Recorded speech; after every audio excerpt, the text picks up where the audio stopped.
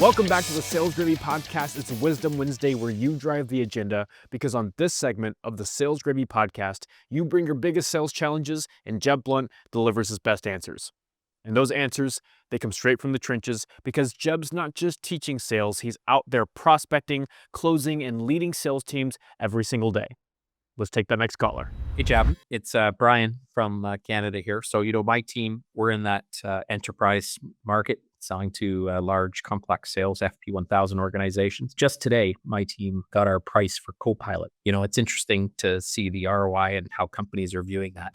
Fast forward 3 or 5 years from now, where do you see the enterprise side of the market? Where do you see AI, maturing that, there's going to be younger sellers, there's going to be younger buyers. So that always evolves. But where do you see this today versus 3 or 5 years from now going? I think that in enterprise selling, where you've got longer sales cycles and you have part of the sales cycle is just shaping.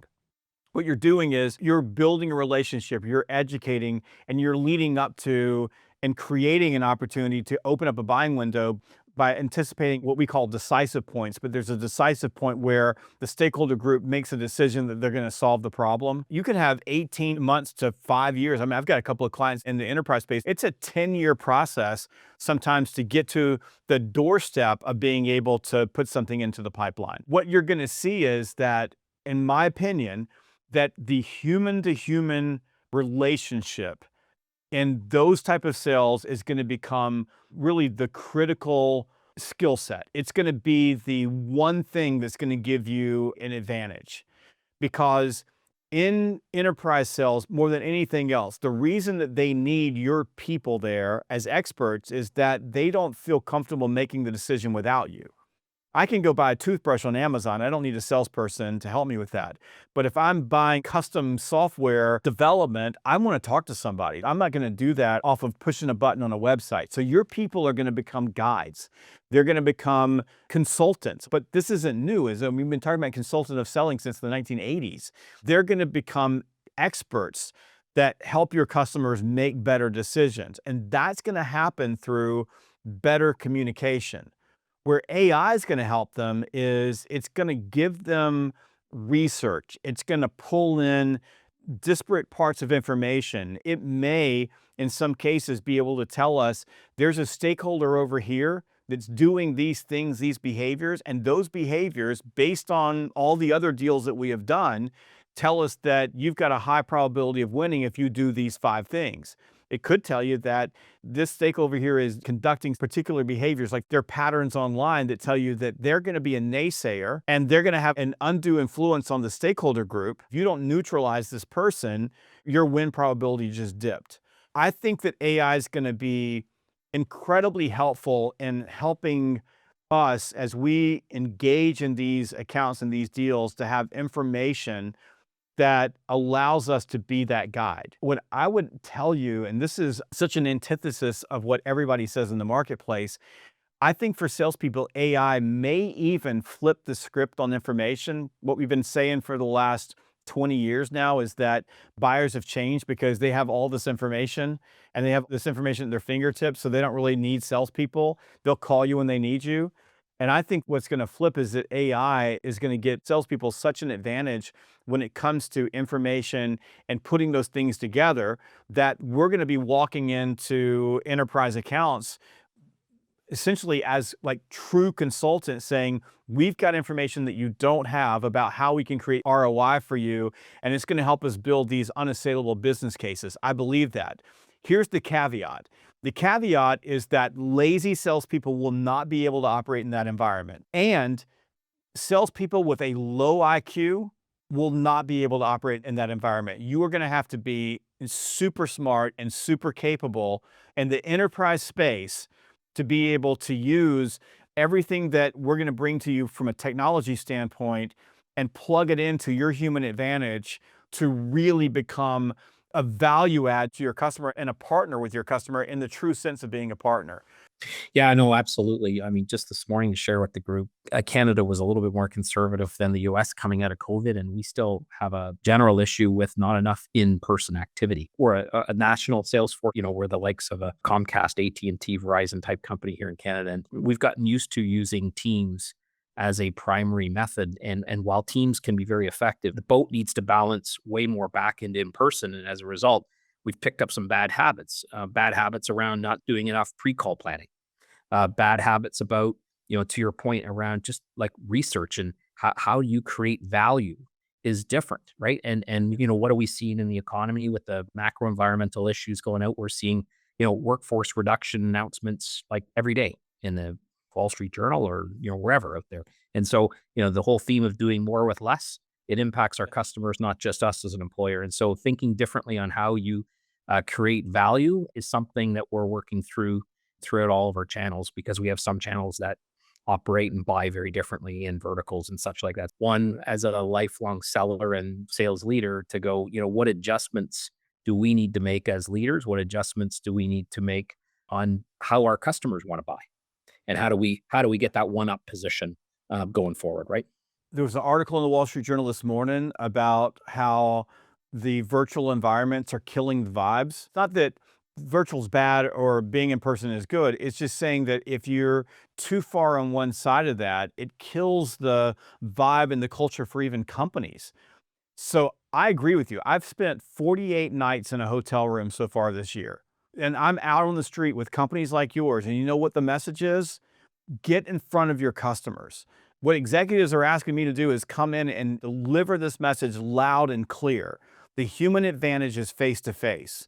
Now, I'm the first person to tell you that you need to be blending virtual and in person, because we can move faster when we're doing that. There are some meetings that absolutely should be virtual. There are meetings now where people are scheduling a video meeting and I'm looking at them and saying, why are we on a video call? Just call me. Let's just have a phone call. I don't need to get everything ramped up and let's hop on a Teams call and look at a camera. I just need 15 minutes with you on the telephone. So we've got to be able to teach that toggle on, toggle off. But what you've described, Brian, is the bane of the executives that I'm dealing with. And that is that enterprise salespeople, complex sellers, like people who are working on long cycle deals, have gotten transactional. Everything's at arm's length. They're not doing the planning. They're not conducting deep discovery. It's just, hello, want to buy.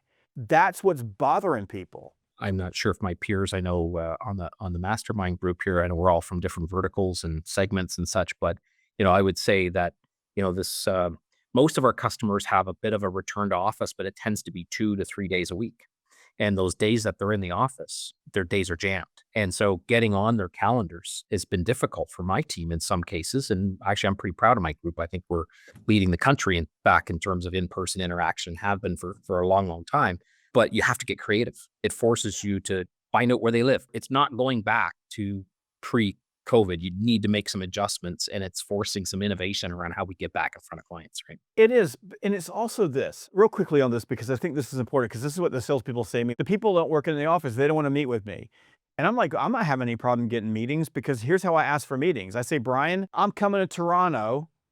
Let's get together on Friday. You want to have coffee? You want to meet at your office? That's how I'm asking. I'm not saying, do you want to get together? I'm saying, I'm coming to Toronto.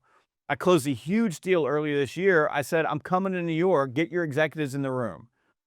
Now, I was nicer than that, but I'm just assertive. When the pandemic started and everything went to virtual, Zoom, Teams, WebEx, whatever, the salespeople were saying, I can't get anybody to meet with me. Nobody wants to meet virtual. My response was, no, it's not that they don't want to meet you virtual. It's that you don't want to meet virtual. You don't want to get on camera. So you're using that and projecting that on your customers. And what I'm selling to salespeople right now, and congratulations for what you're doing as a leader, because it sounds like you've basically said, here's the deal, folks. We're going to do this and we're going to get creative. But what salespeople are saying is, my customers don't want to meet with me in person. And I'm saying, no, you don't want to meet in person. You don't want to leave your house. You don't want to get on a plane or a car or anywhere else. You don't want to do that. So you're projecting that on your customers. But nobody says to me, if I say I'm coming to meet with you, nobody says I don't want to meet with you. They will find a way. And I love what you said. You got to get creative. You got to figure out a way. Yeah, their schedules are jammed. So maybe you got to get out a little bit further. But if you have value to be there, like if you're bringing something of value, if there's a reason, you're going to get on their calendar. But that's not new. We were doing the same thing in the 1990s. They were going to meet with you if you didn't have any value. Yeah, the old ride around days feel like they're done. You're 100% right. I'm glad we're thinking along the right lines. I'll share another example is Most of our sales reps, when they ask for an in-person meeting, again, in our space, they're generally 60 minutes. 60 minutes. And so I don't know about everyone on this call, my calendar's changed to 10-minute increments. And I say, go ask for 20 minutes. And our people, what it's forcing them to do, we're trying to wrap our heads around, but creating value in a shorter period of time, ditching the PowerPoint and having a conversation and making it not about us and all about them. And then leveraging AI, like you said, on the research, coming much more prepared than what you would have had to plan and listen to an investor's call the night before, all those things. There's absolutely opportunities to just act and behave a little bit different to accomplish the same goal. If I go back to my 20s when I was selling large deals and I was trying to get into these big accounts and talk to executives, nobody wanted to talk to you. These guys were busy. So you're calling up and saying, can I meet with you? And they were saying no. And there would be big opportunities I'm trying to get in front of. I don't know how I learned it, probably an act of desperation one day. I stumbled on a creative technique that really worked for me. I would call and they would say, listen, I just don't have time to meet with you. Just send the information. When I'm ready, I'll call. And I would say, look, all I want is a face with a name. That's all I want. I want to hand you my business card, shake your hand so we can see each other, because then you'll know who it is that you're calling when you need it. I just need 5 minutes. And here's what I'll do. I said, I have an egg timer in my bag. I will put it on 5 minutes. When it goes ding, I'm out the door. I guarantee. And I got a meeting about 80% of the time with that. Not every time, but I would get people to go, okay, I'll give you 5 minutes. And I would walk into their office and I would say, thank you so much for meeting with me, Brian. I really appreciate it. I've got my egg timer here as I promised. And I would hold it up in the air, put it on their desk, and I would turn it 5 minutes. And I said, when it hits ding, I'm walking out the door. And I would let it go and it would go and I would say, Brian, before I came in, I did a little bit of research on you, and I'm just incredibly impressed with the trajectory of your career. Look, I'm young and I could probably learn a lot from someone like you. So instead of talking about business, I'm just wondering, could you just give me a couple of pieces of advice that you learned along the way? And you would start talking. And here's what would happen is that thing would keep ticking. It hit about 4 minutes and you would say, turn that damn thing off. And we would be there for an hour. You go in for a 20-minute meeting and you ask the right questions and they're talking and they're engaged and it feels good to them because you're truly listening and you care about them and you're making them feel important, they'll give you all the time you need. People always have time to talk, always. The problem is if they don't want to waste their time, they don't want to schedule a 60-minute meeting because experience with salespeople right now, including the robot emails they're getting, all of the experience is a bunch of salespeople who are transacting, who aren't doing good discovery, who aren't asking questions, who aren't patient, who aren't bringing them along. Their experience right now is bad. Once they see one thing bad, they assign that to everybody. So you got to build that trust a little at a time. I love what you're doing. I think you're doing exactly the right thing. And I think this is a great message for sales teams everywhere. Go get in front of your customers.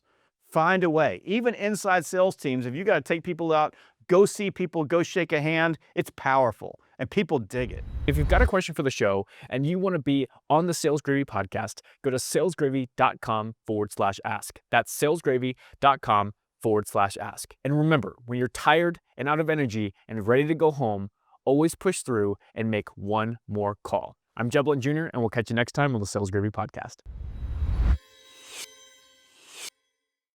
Hey, I'm doing a happy dance because you watched this video. Make sure that you click like and subscribe so that you never miss one of our amazing sales training videos.